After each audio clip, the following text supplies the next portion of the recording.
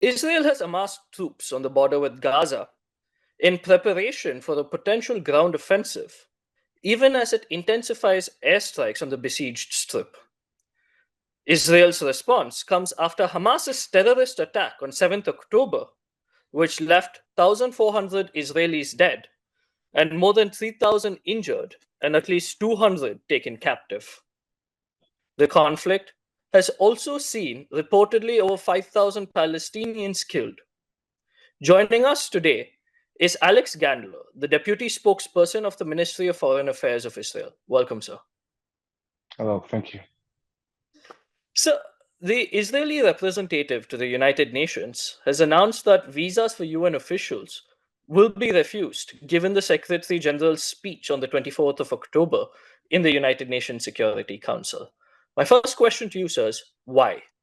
What has led to this escalation that Israel believes that visas should be refused to UN officials?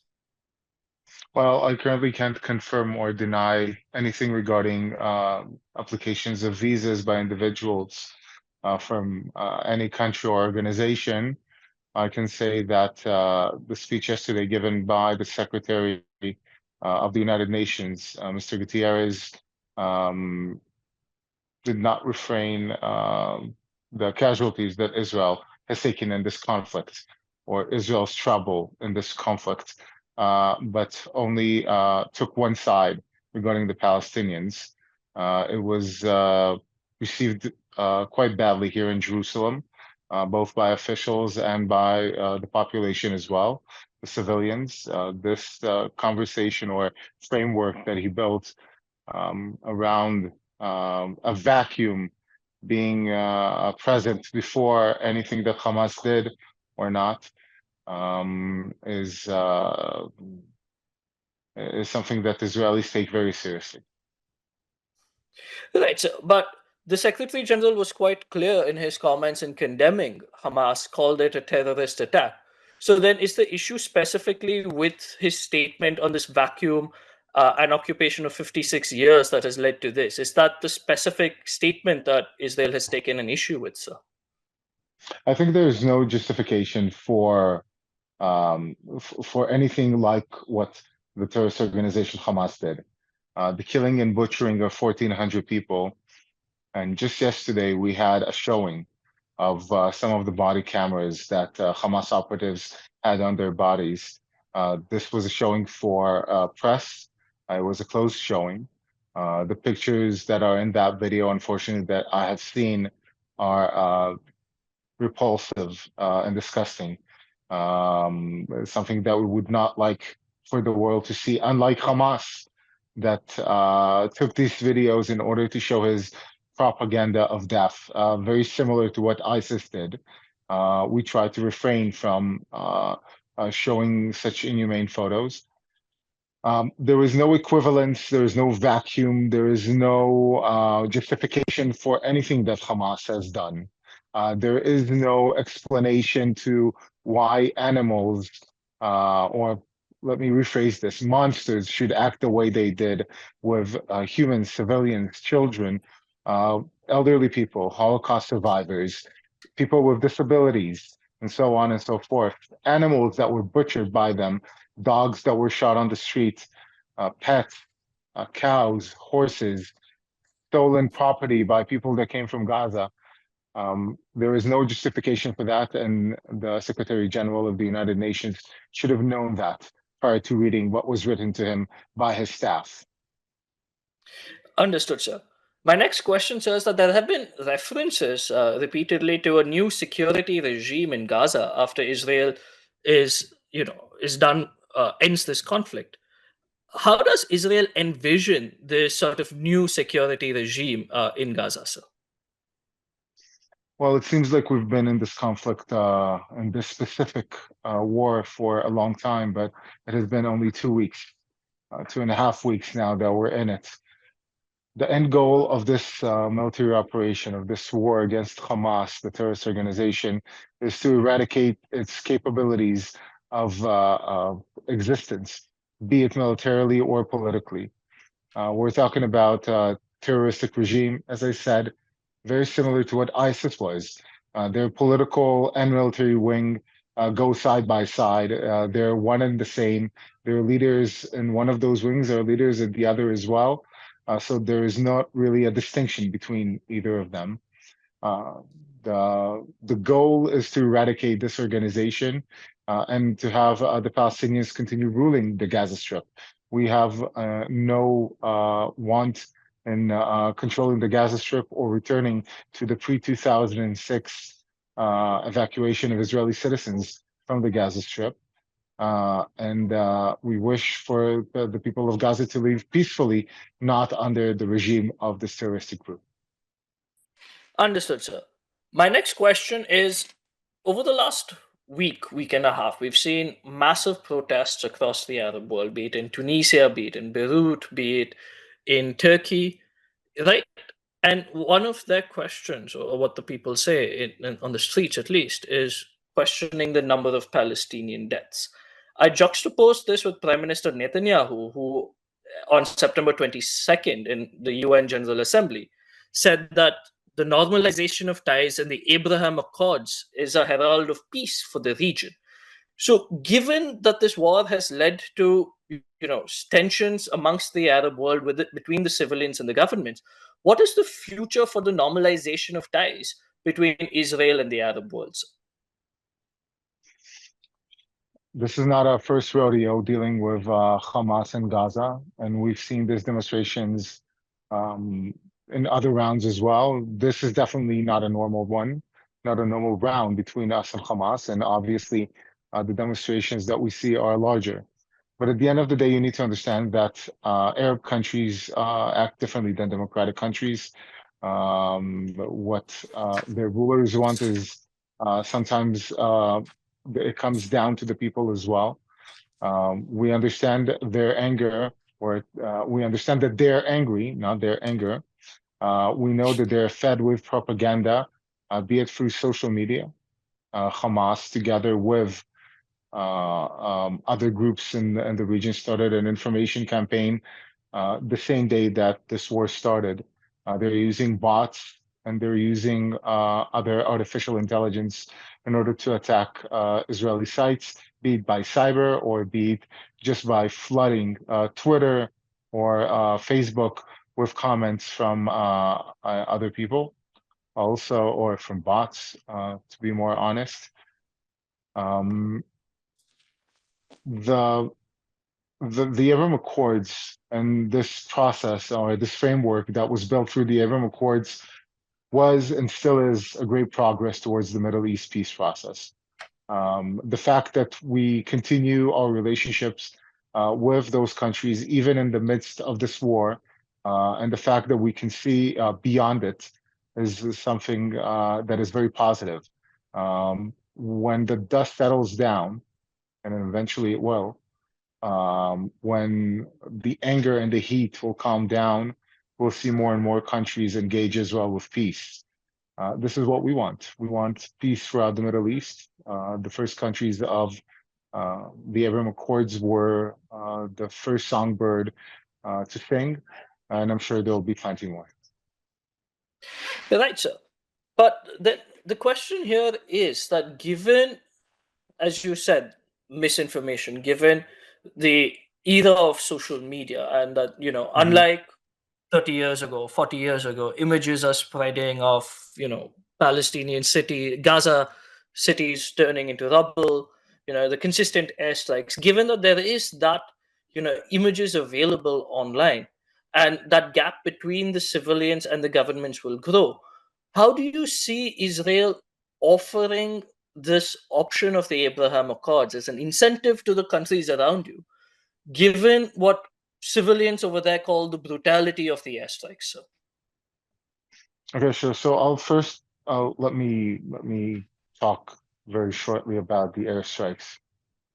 At the end of the day, the Israeli Air Force is conducting these airstrikes in order to hit Hamas targets. Unfortunately, Hamas, as a terrorist organization does, it hides within civilians. The weapons that the Israeli Air Force is using are very precise. They pinpoint fall on where you want them to fall. So when we're attacking, when you see a building come down, it is most likely, if not completely likely, that it is a terrorist base, facility storage, command and control center, barracks, and so on and so forth. They have spread themselves all across the Gaza Strip, and they also have built an underground network. I'm sure you've heard the Israeli captain that came back a couple of days ago described how she was walked. An 85-year-old woman walked 4 kilometers within that network of tunnels until she got into a large enough room that could fit 25 people. So imagine that kind of room underground. Hamas is entrenched within the population of Gaza. Israel is, again, per our goals, trying to eradicate it. Unfortunately, civilians are hurt. It is proportional by humanitarian law. Now that I've said this, I will refrain your question regarding uh, how the Arab people or Arab countries will communicate with Israel past this. Dust settles. We've had these operations on and off since 2006, and before that, we had a war with Hezbollah in Lebanon, and before that, we had different wars with the Arab countries around us. Unfortunately, this is the region we live in. Israel, this small country, truly small, 10 million people overall, including every segment of the Israeli population, Jewish, Muslim, Arab, Christian, and so on.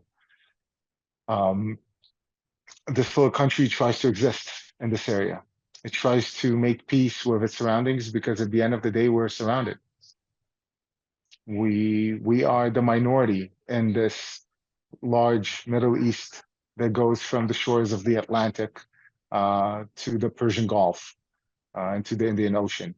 We are a very small, tiny nation that is trying to make it, and we can't allow ourselves to stop trying.